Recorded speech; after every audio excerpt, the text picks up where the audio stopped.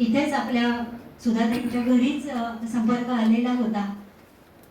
खूप कालावधी खरं तर लोटून गेलेला आहे. खरं तर मला सर आपल्याला असं विचारायचं आहे की आज आम्ही जे पाहतो किंवा आम्ही जी पत्रकारिता करतो आणि तुम्ही जी पत्रकारिता केली यामधला फरक मला आम्हाला सगळ्यांना ऐकायला आवडेल आपल्याकडनं. काळाचा फरक आहे, तंत्रज्ञानाचा फरक आहे आणि एखादी गोष्ट आपल्याला पोहोचवायची आहे लोकांपर्यंत, हा जो अंतर आहे, हा जो काळ आहे, हा जो वेळ आहे, हे सगळ्या गोष्टीत बदल झालेला आहे. याबद्दल आपण काय सांगाल सर?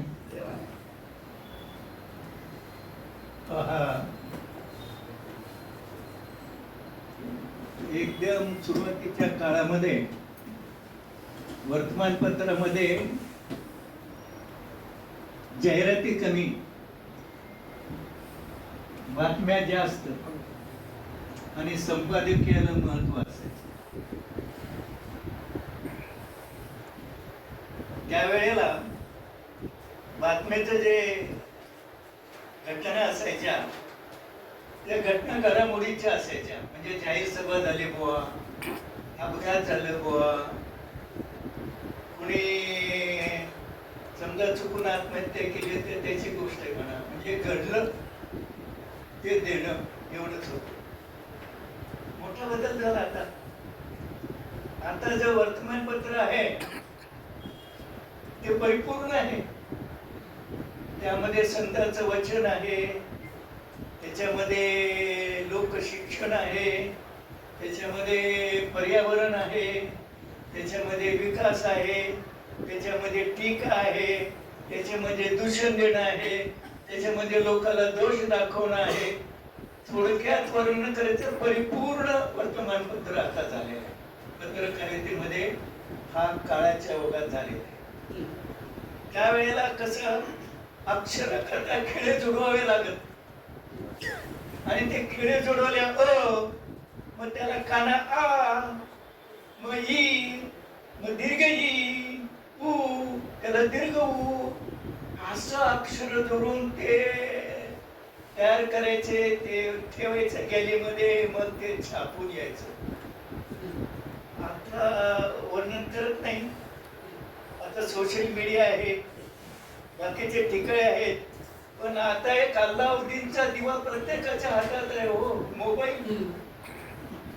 त्या मोबाईलवर तुम्ही बोलू शकता, मेसेज पाठवू शकता, व्हिडिओ काढू शकता. पूर्वी फोटो छापायचा म्हणजे फार मुश्किल. सुरुवातीच्या काळात त्याचा फोटो घ्यायचा आणि तो त्याच्यात ठेवायचा गॅलरीमध्ये, तो छापून यायचा. काय काय वेळेला चंद्रशेखरचा फोटो चंद्रभानाचा यायचा. असं झालेलं आहे. म्हणजे फोटो काढण्यात घाईघाईमध्ये ठेवलं कारण रात्री 12ला छपाई, 12:30ला छपाई, 1ला छपाई व्हायचं आणि ते लांब लांब दूर दूर पोचवायचं. आता तसं नाही ना. आता घेतलं मशीनवर टाईप केले की तिथे गेले आणि तिथे छपाई झाली. आता त्या काळात तसं नव्हतं. बस करायचे, गाड्या ठेवायचे, माणूस घेऊन जायचा, स्टेशनवर गट्टे घेऊन जायच्या. आणि काही वर्तमानपत्र असे होते, स्टेशनवर गेलं की त्या गट्ट्यातला एक अंक काढायचे आणि त्याची नकल करून ते छापायचे. असंही व्हायचं हो. आता काय सांगावं, पण मोठा फरक पडला. आता आपले तर तोंडी बोला, टेक्स्ट तयार, AI आहे. मोबाईलवर घ्या, मेसेज पाठवा, मेसेज लिहा, इंग्रजीत लिहा, टिक करा, मराठी होतं. आता ChatGPT आहे, अमुक आहे, तमुक आहे, काय पाहिजे ते आहे. तुम्ही कोणाला काही पाठवू शकता. पुन्हा सोशल मीडिया आहे, त्याच्यामुळे मोठा फरक झालेला आहे. त्याच्यामुळे कुठून कुठपर्यंत तांत्रिक फरक झाला, कुठून पर्यंत त्या बातम्या देण्यामधल्या विचारात फरक झाला. पूर्वी दुष्काळाच्या बातम्या यायच्या नाही, शेतीच्या बातम्या यायच्या नाही, सिंचनच्या बातम्या यायच्या नाहीत. आता तर सगळंच येतं त्याच्यामध्ये. पूर्वी शक्यतो संपादकीयाला फार महत्व होतं. आता संपादकीय काही ठिकाणी एवढं येतं, काही ठिकाणी येत नाही, काही ठिकाणी तसं राहतं. पूर्वी संपादकीय आमचा मी मराठवाडा दैनिकामध्ये होतो, अनंत भालेराव होते. अनंत भालेरावचं मराठवाडा वर्तमानपत्र अख्ख्या महाराष्ट्रामध्ये संपादकीय करता प्रख्यात होता. त्यावेळेचे बहुतेक महाराष्ट्र टॅक्स असेल त्यांचे काही अग्रलेख ते छापायचे, मराठवाड्यातल्या घटना घडमणीवरचं भाष्य म्हणून असं संपादकीय दुसऱ्या वर्तमानपत्राने छापणं असं सुद्धा होतं. आता तर संपादकीला तितकं महत्व आहे की नाही, काय आहे. संपादकीय म्हणजे संपादकाचे विचार, त्यांची टिप्पणी, त्यांचा मजकूर, त्यांची टीका, त्यांचा दृष्टिकोन, त्यांचे विचार, त्यांचं मूल्य. पण समाजाला संपादक देखील एक पत्रकारच घेऊ. पत्रकार म्हणजे बातमीदार, पत्रकार म्हणजे उपसंपादक, पत्रकार म्हणजे काम करणारा. पत्रकाराची व्याख्या तर वेगळी आहे, संपादकी त्याच्यात यायचा. पत्रकार शब्द असा सगळ्याला पांघरून घालणारा आहे. तो काय बातमीदार, रिपोर्टर असा शब्द मध्यंतरी आला होता, त्याच्यावर काही सिनेमा निघाला, त्याच्यावर काय काही निघालं. रिपोर्टर म्हणले की थोडस कॉलर टाईट. काही काय घडलं हे पहिल्यांदा सांगणारा माणूस, पहिल्यांदा पाहणारा, पहिल्यांदा ऐकणारा, पहिल्यांदा सांगणारा. आज त्याचं तितकं महत्व आहे की नाही मला माहिती नाही, कारण मी आता प्रत्यक्ष त्या जीवनामध्ये नाही आहे. परंतु मोठे असे बदल झालेले आहेत. या बदल्यामध्ये एक गोष्ट मात्र अजूनही आहे की प्रिंट मीडिया ची विश्वासार्हता आज देखील सर्वात जास्त आहे. ते मात्र तथ्य आणि सत्याला धरून ते देतात आणि ते तपासून पाहता येतात. चूक असेल तर चूक म्हणून सांगता येतं. सोशल मीडियाच्या बाबतीमध्ये आपल्याला जास्त बोलणं नाहीये. डिजिटल मीडिया बाकीच्या गोष्टीमध्ये तुम्हाला माहिती. पूर्वीच्या काळामध्ये सर असं बघितलं गेलं तर जी चळवळ होती, स्वातंत्र्याची चळवळ, आपण बघितलं की आंबेडकरांचं वृत्तपत्र असेल, टिळकांचं वृत्तपत्र असेल, सावरकरांचं वृत्तपत्र असेल, म्हणजे स्वातंत्र्य मिळवण्यासाठी किंवा असं एक जे आपण म्हणतो ही जी एकरूपता होती किंवा पत्रकारितेचा उपयोग स्वातंत्र्यासाठी म्हणून केला गेला का काय, कसं म्हणताय? म्हणजे तुम्ही तो काळ अनुभवला आहे, बघितलेला आहे, म्हणून हा प्रश्न खरं तर. नाही खरे बघा, पूर्वी कार्यकर्ता पत्रकार असायचा.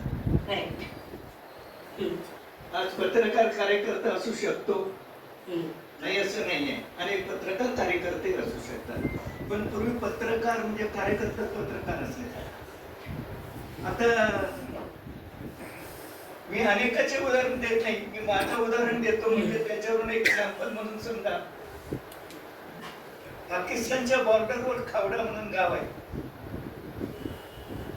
त्या खावडा गावामध्ये आंदोलन झालं की भूज पाकिस्तानला देऊ नये किंवा तिकडचं भात देऊ नये, असं काहीतरी त्याचं स्वरूप होतं.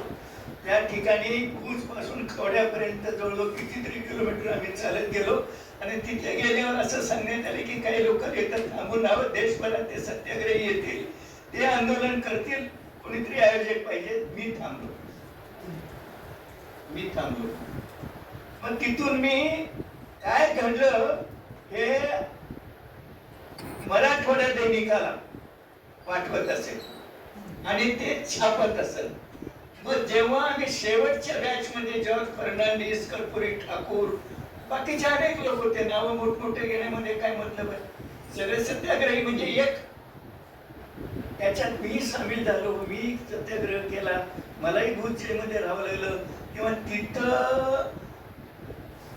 तिथून मी मजकूर काहीतरी पाठवत असते, ते छापून देत असते. त्याच्यावरून अनंत भालेराव मराठवाडा दैनिकाचे संपादक, जे स्वातंत्र्य सेनानी होते, मोठे कार्यकर्ते होते, त्यांनी मला कळवलं की तू जेलमधून सुटल्यानंतर आमच्याकडे ये आणि ते आमच्याकडे सामील हो, कारण आमचं अर्ध साप्ताहिक होतं, ते साप्ताहिक दैनिकामध्ये रूपांतर होतं, आम्हाला तुझी गरज आहे. तिथून मी आलो. म्हणजे कार्यकर्ता होतो ते पत्रकार. आज पत्रकार आहेत ते कार्यकर्ते असू शकतात, पण पूर्वीच्या काळामध्ये कार्यकर्तेच पत्रकार असायचे आणि आता पत्रकार असू शकतो, कार्यकर्ता असू शकतो, अनेक रूपात अनेक अंगाने तो आपलं व्यक्तिमत्व करू शकतो.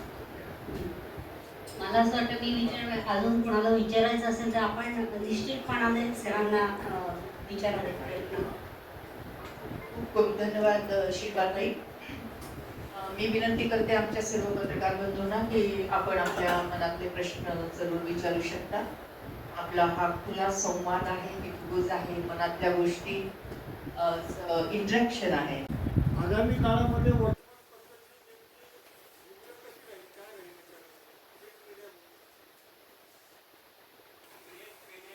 विश्वासार्हता आज आहे. त्यामुळे किती बदल झाला तर ती गोष्ट खरी आहे की नाही बघण्याकडे, अजूनही वर्तमानपत्र चालण्याकडे लोकांचा आज तरी कल आहे. उद्या भविष्यात काय होईल याचा मी काही अंदाज बांधू शकत नाही. त्याच्यामुळे प्रिंट मीडियाला आज देखील वाचक आहे, त्याच्यात काही शंका नाही. पण आजचं जे वर्तमानपत्र आहे, आजचं जे प्रिंट मीडिया ते परिपूर्ण आहे असं मी तुम्हाला सांगितलं. त्यात सगळ्या गोष्टी आहेत. ज्याला जे पाहिजे ते तेवढं त्यांनी निवडून वाचा. बातमी पाहिजे बातमी वाचा, संत वचन पाहिजे संत वचन वाचा, स्वयंपाकाला काय पाहिजे ते वाचा, अमुकाला काय पाहिजे ते वाचा, काय राजकीय घडामोडी आहेत ते वाचा, महापुराला ते वाचा. सगळ्या गोष्टीचं त्याच्यामध्ये असल्यामुळे ज्याला जे आहे तो हातात वर्तमान घेतलेलं आपल्याला आवडीचं तेवढं बघतो आणि ठेवून देतो. जे खरे वाचक आहे ते अ पासून ते ज्ञापर्यंत वाचतात. जे रिकामपणामध्ये आहेत त्यांना वेळ जात नाही म्हणून ते वर्तमानपत्रही वाचत असतील ना. म्हणजे त्याच्या मनाला आनंद देण्याचं माध्यम झालं ना. तुम्ही कसं बघता वर्तमानपत्राकडे हा एक दृष्टिकोन आहे. जे म्हातारे आहेत, जे वृद्ध आहेत आणि ज्यांना जे बोलके आहेत मग ते काहीतरी वाचतात. आणि जेव्हा त्यांच्या वयाच्या जेव्हा गट जमतो तेव्हा चर्चा करतात. अरे काय झालं रे बाबा, असं असं झालं ना. मग तो म्हणतो अरे जाऊ दे रे, आपल्याला काय करायचं आहे. तिसरा म्हणतो काय करायचं कसं नाही, आपल्याकडे घडलं तर चला. वादविवादचा एक विषय वर्तमानपत्राने दिला. पत्रकारिता आता असं सर्व अंगाने फुललेलं आहे हे मात्र.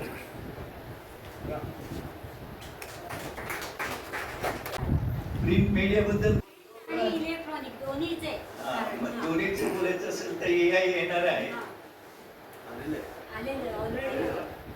आणि त्यात खरं काय खोटं काय आपण निवडून घ्यायचं आहे. खरं काय खोटं काय आपण निवडून घ्यायचं. म्हणजे या ठिकाणी मीडिया जसं आहे तसं आपणही आहोत. पूर्वीच्या काळी प्रिंट मध्ये आपण मीडिया करता होतो, मीडिया आपल्या करता होतो.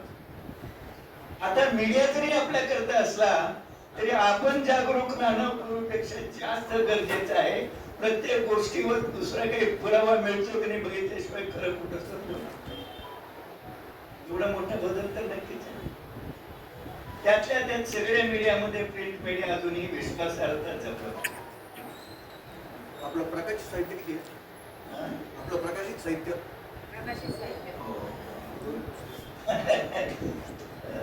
नेच बरोबर समजा.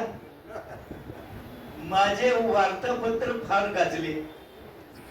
आता पत्रकारितेतलं सांगतो, अनेक ठिकाणी ते उद्धृत करून गेले. मराठवाड्यात दुष्काळ झाला 72-84-85च्या आसपास. त्याच्यावर मी अनेक वार्तापत्र लिहिले. त्या काळामध्ये वार्तापत्र लिहिणारा कदाचित महाराष्ट्रात मी एकटो असेल. सातत्यानं वार्तापत्र माझे यायचे.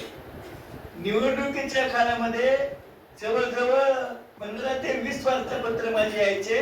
आणि शेवटच्या वार्तापत्रामध्ये शेवटची मोळ माझी अशी असेल की अमुक पक्षाला मराठवाड्यामध्ये इतक्या जागा मिळतील. सुदैवानं कधी खोटं झालं नाही. आमचे डोळे तर संपूर्ण होते सकाळचे. माझं असं वाक्य बघितल्यानंतर त्यांनी थांबला, फोन उचलला, त्यांनी मला फोन केला.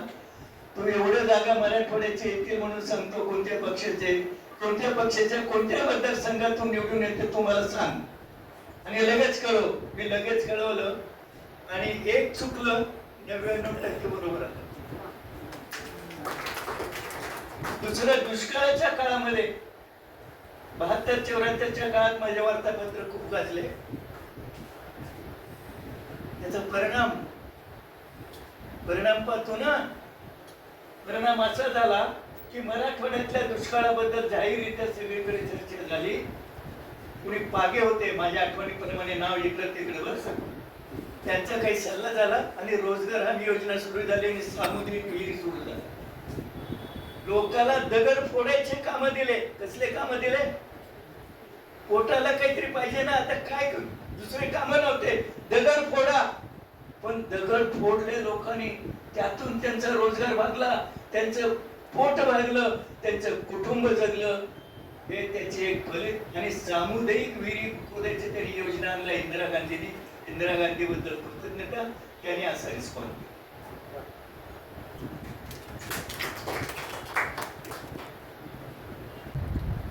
तुम्हाला केवळ दृष्टी अशी नाही, तुम्हाला एक दृष्टिकोनही आहे. केवळ दृष्टी आहे, दृष्टिकोन असं नाही, तुमचे म्हणून काही मूल्य आहे. आणि याला आधार म्हणून तुमचा जीवन संसार आहे. त्याला धरून तुम्ही पत्रकारिता करता. तुम्हा सगळ्या पत्रकारांना माझा सलाम. आणि मी इथं थांबतो. खूप खूप धन्यवाद. आपण आता टॉपिकवरती पाहणार आहोत. टेक्निकली तो प्रॉब्लेम होता, तो सॉल्व्ह झालाय. मी विनंती करते व्यासपीठावरील सर्वांना की आपण समोर स्थानापन्न. कर्नाटकातील कलबुर्गी गुलबर्गा जिल्ह्यातून सेडम तालुक्यातील मुधोळ हे मूळ गाव आणि आईचं गाव आळंद तालुक्यातील चिंचोड. पण नियतीचं खेळ बघा. लहानपणीच आई वडिलांचं छत्र हरवलं. आई टीबीच्या आजारानं गेली आणि वडिलांचेही सांत्वन मागे उरले नाही. बालपण संघर्षाच्या आणि गरिबीच्या अशा अंधारात हरवलं जिथे धड जुनी मुळं शोधणंही कठीण होतं. पण वडिलांची एक आठवण मात्र मनात कायम जिवंत राहिलेली. सोलापूर ते अक्कलकोट धावणारी त्यांची ती जुनी प्रवासी बस. पुढे कौटुंबिक प्रवासाचे धागे सोलापूर या कापड गिरण्यांच्या शहरात येऊन जोडले गेले. शिक्षणाची ओढ तीव्र होती, पण परिस्थिती बेताची होती.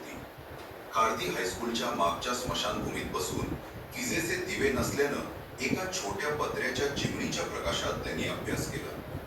गरिबीची कधी लाज बाळगली नाही, कारण स्वाभिमान रक्तामध्ये होता.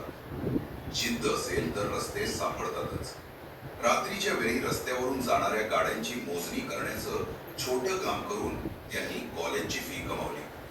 दयानंद कॉलेजचे तत्कालीन प्रिन्सिपल शर्मा सरांनी त्यांची बुद्धिमत्ता ओळखून स्वतःच्या खिशातील 20 रुपये देऊन दिलेला प्रवेश त्यांच्या आयुष्याला कॉमर्स शाखेकडे घेऊन गेला.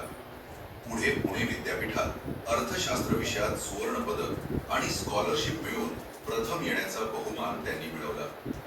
आणि मग आयुष्यात आली एक नवी सहचारिणी, सोलापूरच्या सिंधुताई हंचाटे. दोन भिन्न विचारांचे परिवार, पण मन जुळली होती. कोणत्याही थाटामाटाविना एका अत्यंत साध्या स्थानिक मंदिरामध्ये दोन्ही बाजूंच्या अवघ्या 15 लोकांच्या उपस्थितीत हा विवाह अत्यंत संक्षिप्त स्वरूपात पार पडला. एका स्वाभिमानी आणि प्रामाणिक संसाराची ही खऱ्या अर्थानं सुरुवात होती. संसाराचा वेलू वाढला. त्यांच्या आयुष्यात सुनील, हेमंत आणि प्रशांत ही 3 मुलं आणि सुधा ही एकुलती एक कन्या आली. या 4ही अपत्यांचा सांभाळ करत, घर चालवत आणि नोकरी करत त्यांच्या पत्नी यांनी MA पूर्ण केलं. 4ही मुलांना उच्च शिक्षणाकडे मार्गस्थ करताना वडिलांची कसोटी लागत होती. पण या प्रवासात केवळ कुटुंबच नाही, तर त्यांना अनेक अशा व्यक्तींची साथ लाभली ज्यांच्या मैत्रीनं त्यांच्या आयुष्याला समृद्ध केले. डॉक्टर दरक यांनी औरंगाबादला स्थायिक झाल्यापासून ते आज 90व्या वर्षापर्यंत प्रत्येक पावलावरती त्यांची साथ दिली. बालपणीच्या मित्रांमध्ये प्रफुल्ल शहा आणि नागाप्पा लिंगशेट्टी यांच्या बरोबरची तिकडी जणू दत्तमूर्तीसारखी ओळखली जायची. कंदी या तेलुगू भाषिक उत्तम चित्रकार असलेल्या मित्रानं त्यांच्या वडिलांच्या ड्रायव्हिंग लायसन्सवरून रेखाटलेले वडिलांचे चित्र आजही त्यांच्यासाठी देवासारखे पूजनीय आहे. याशिवाय जीवनाच्या वेगवेगळ्या टप्प्यांवर नवलभाई शहा, डॉक्टर उपे, जे पुढे राज्याचे प्रमुख पोलीस डॉक्टर झाले, आणि वसंत हाऊसवाला अशा थोर व्यक्तींची खंबीर साथ त्यांना लाभली. रफिक झकेरिया यांच्यासारख्या मोठ्या नेत्यांच्या सानिध्यात राहूनही त्यांनी स्वतःची निष्कलंक पत्रकारिता आणि निष्पाप मैत्री जपून ठेवली. पुढे औरंगाबाद शहरात पत्रकारितेचे एक नवे पर्व सुरू झाले. पन्नालाल सुराणा यांच्यासोबत आंदोलनात भाग घेण्यापूर्वी चुकून झालेली पहिली अटक आणि तिथून सुरू झालेला मराठवाडा दैनिकाचा प्रवास, पुढे सकाळ आणि टाइम्स ऑफ इंडियासाठी केलेले काम. त्यांनी पत्रकारितेला केवळ व्यवसाय मानलं नाही, तर समाज परिवर्तनाचं माध्यम मानलं. मुलांच्या उच्च शिक्षणासाठी कष्ट करतानाही तत्वनिष्ठा गहाण ठेवली नाही. त्यांच्या आयुष्याचं सगळ्यात मोठं वैशिष्ट्य म्हणजे ते एकाच वेळी विकास आंदोलक होते, निर्भीड पत्रकार होते आणि विद्यापीठात विकास पत्रकारिता शिकवणारे आदरणीय शिक्षकही होते. रफिक झकेरिया यांनी काँग्रेस पक्षात येऊन इंटक कामगार संघटनेचे मोठे राज्यस्तरीय पद स्वीकारण्याचा प्रस्ताव ठेवला, ज्याला मंत्री नरेंद्र तिडके यांनीही मंजुरी दिली होती. परंतु कोणत्याही पदाची लालसा न बाळगता त्यांनी ते नम्रपणे नाकारले. पुढे गृहमंत्री कल्याणराव पाटील यांच्या सहकार्यानं त्यांनी कापड गिरणी कामगारांचे प्रश्न सोडवले. भारत पाकिस्तान सीमेवरील ऐतिहासिक खावडा आंदोलनात त्यांनी मुख्य आयोजकाची भूमिका बजावली, ज्या आंदोलनात बिहारचे माजी मुख्यमंत्री कर्पूरी ठाकूर यांनीही भाग घेतला. एसटी हमालांच्या हक्कासाठी तत्कालीन मुख्यमंत्री अंतुले यांच्याशी खंबीरपणे बोलणारे तेच होते. तत्कालीन मुख्यमंत्री शंकरराव चव्हाणांशी असलेले त्यांचे जिव्हाळ्याचे संबंध असो किंवा जळगावच्या धान्यबंदी विरुद्ध उभारलेली ग्राहक चळवळ असो, त्यांनी कधीही स्वतःसाठी कुठलंही राजकीय पद मागितलं नाही. पदं नाकारली, पण लोकांची कामं करून घेतली. एकूण आयुष्यातील या कामाची पावती म्हणून 1985 ते 86 मध्ये महाराष्ट्र शासनानं त्यांना विकास पत्रकारितेसाठीचा राज्यस्तरीय प्रथम क्रमांकाचा पुरस्कार देऊन त्यांचा सत्कार केला. 1990 मध्ये औरंगाबाद महानगरपालिकेतर्फे त्यांचा नागरी सत्कार करण्यात आला.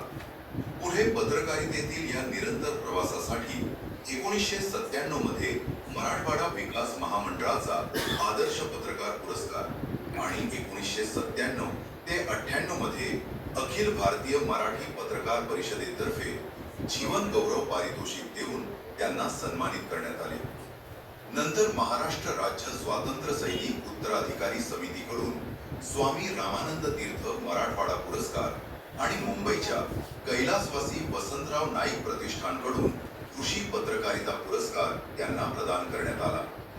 यानंतर 2002 मध्ये त्यांना पत्रकार भूषण पुरस्कार मिळाला आणि 2003 मध्ये कैलासवासी कुसुमताई शंकरराव चव्हाण पत्रकारिता पुरस्कार, तसेच राष्ट्रहित प्रबोधन मंडळाचा समाजशिल्पी पत्रकारिता पुरस्कार, मानक नैया ट्रस्टचा जीवन साधना पुरस्कार आणि असे अनेक पुरस्कार त्यांना लाभले. विलासराव देशमुख मुख्यमंत्री असताना त्यांच्या या सर्व योगदानासाठी पद्मश्रीसाठी नामांकनही पाठवले होते. त्यांच्या स्वतःच्या विवाहाचा साधेपणाचा वारसा पुढे त्यांच्या मुलीच्या म्हणजेच डॉक्टर सुधा यांच्या विवाहाच्या वेळी एका ऐतिहासिक अध्यायामध्ये बदलला. शिर्डी देवस्थानचे तत्कालीन प्रमुख काकाजी यांच्या साक्षीनं शिर्डीच्या पवित्र आवारात सुधा आणि प्रकाश कांकरिया यांचा विवाह अतिशय साधेपणानं संपन्न झाला. त्यांच्या संपूर्ण आयुष्यात जसे त्यांनी देशाला आणि मूल्यांना मानले, तसेच त्यांनी जातीच्या भिंती कधीच मानल्या नाहीत. त्यांच्या मुला नातवंडांनीही वेगवेगळ्या समाजात जसे की जैन, नामदेव शिंपी आणि ब्राह्मण समाज विवाह करून हाच पुरोगामी आणि व्यापक वारसा पुढे चालवला. त्यांच्यातील प्रामाणिकपणा, आध्यात्मिक बैठक आणि लोककल्याणकारी वृत्ती यामुळे समाजात अशा व्यक्ती आल्या ज्यांनी त्यांना केवळ एक मार्गदर्शक मानले नाही तर आपला गुरु मानले. विनोद बाहेती, डॉक्टर सुरेश जाजू, गोवर्धन जाजू आणि त्यांच्या पत्नी यांच्यासारख्या अनेक मानणारे यांनी त्यांच्यातील सुप्त गुरुतत्व ओळखले. त्यांच्याच आग्रहाखातर आणि श्रद्धेपोटी तब्बल 40 वर्षांपूर्वी एका गुरुपौर्णिमा उत्सवाची सुरुवात झाली, जी परंपरा आजही तितक्याच भक्तीनं आणि सातत्यानं संपूर्ण परिवारात आणि भक्तगणांमध्ये साजरी केली जाते. मानणारे मंडळी, मित्रपरिवार आणि व्याही बासुदकर यांच्या प्रेमामुळे त्यांनी नेपाळच्या पशुपतीनाथापासून ते थेट कन्याकुमारीच्या 3 समुद्रांच्या संगमापर्यंत आणि काश्मीरच्या दल लेक पासून ते जगन्नाथपुरीपर्यंत सबंध भारताचं दर्शन घेतलं. रामटेक येथे जाऊन कवी कालिदासाच्या स्मृतींना आणि शबरीच्या भक्तीला वंदन केलं. जणू संपूर्ण भारत त्यांनी आपल्या डोळ्यात आणि मनात साठवून घेतला. अक्कलकोटच्या स्वामी समर्थांवर अथांग श्रद्धा ठेवत अभावातून उभा राहिलेला, तत्वांशी कधीही तडजोड न करणारा आणि प्रेमानं संपूर्ण जगाला एकत्र बांधून ठेवणारा हा प्रवास केवळ एका व्यक्तीचा इतिहास नाही, तर येणाऱ्या अनेक पिढ्यांसाठी प्रकाश देणारा एक जिवंत आणि धगधगता कर्मयोग आहे. अशा या अथांग जीवन प्रवासाला आमचा कोटी कोटी प्रणाम. मौज मजा मस्ती मध्ये रमते मन, निसर्गात नंदनवन साई बन.